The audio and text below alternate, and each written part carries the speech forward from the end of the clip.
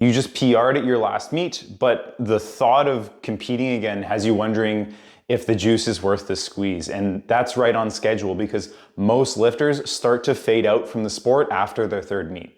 And so in the next few minutes, I just want to talk with you about why that feeling of burnout can creep in and why even after just a few meets, you're looking at maybe walking away from things for right now, even though you know that it's going to take you maybe even a decade to find your true limit potential with what you're capable of with a barbell. And I'm also going to walk you through the shift that's going to allow you to keep going and have that endurance to progress for the next decade to really find what you're capable of in the long term and rebuilding really your process. And that process shift is going to allow you to have the ability to stay in a rhythm of constantly building instead of burning out after your third meet like you're feeling right now. And I know this process works because I've been coaching powerlifting since 2014, and some lifters I've been working with since I started, so 12 years now. And if you are feeling burnt out on training right now and you're looking for a way to get that spark again, you can just click the link down in the description below. I'll reach out personally and we can chat to see how I can help you with getting the fire going, hitting some new PRs, and really feeling that love for training again. So most lifters, when they get into the sport, they're going to do something between 2 and 3 meets in their first year of competing. And for the first couple of years, that pace feels really good for most lifters, especially when you can see that really linear progress. And it's big PR after big PR, and you can meet over meet, you can hit PRs on every lift.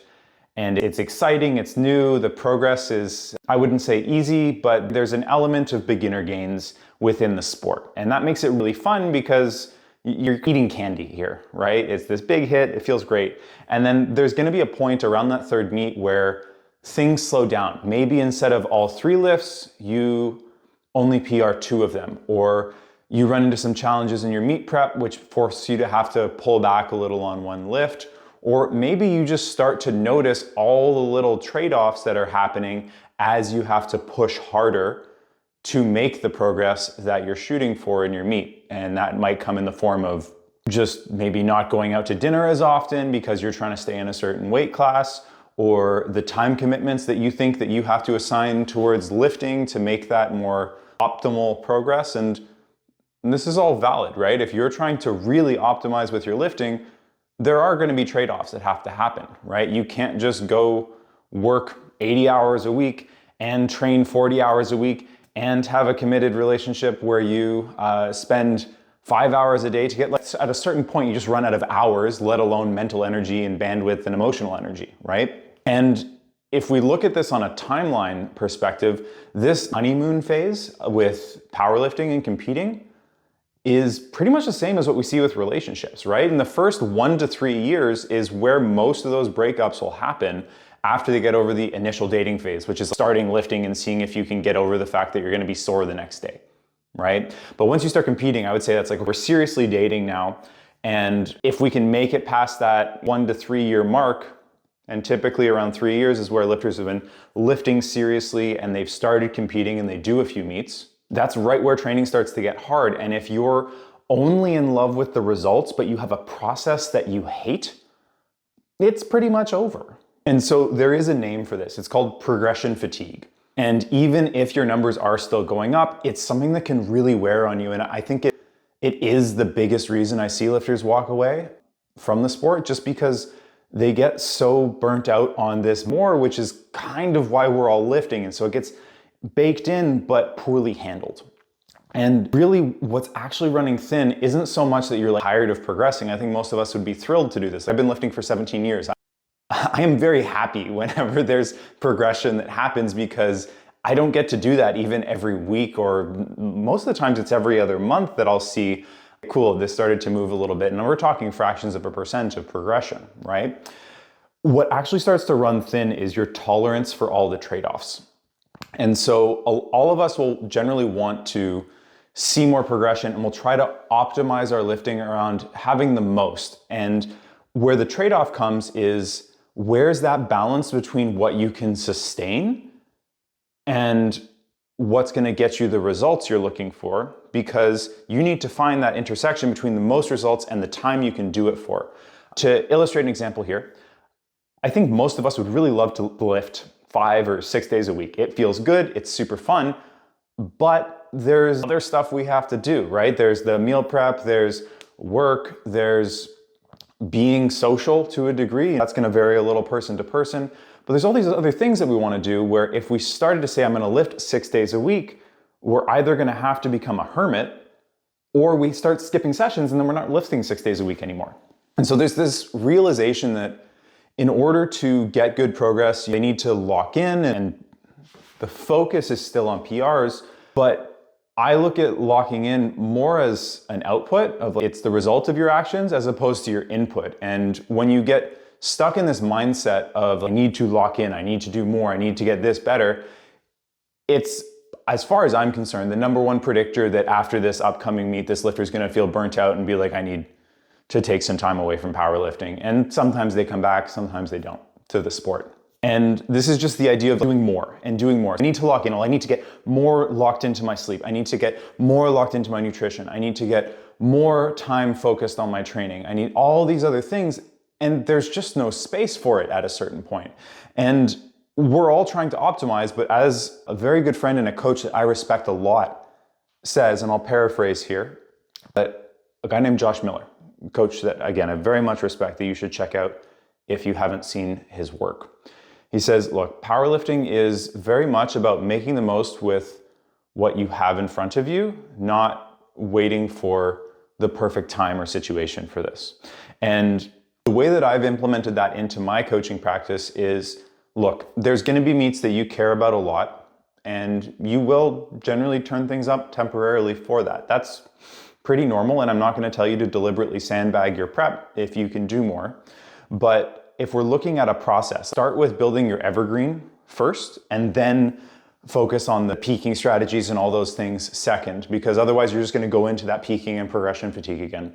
And so a really simple question that I'll ask is, if we look at a plan, and I have a lifter that I'm suspecting is going to be pretty prone to burnout, we'll do a gut check.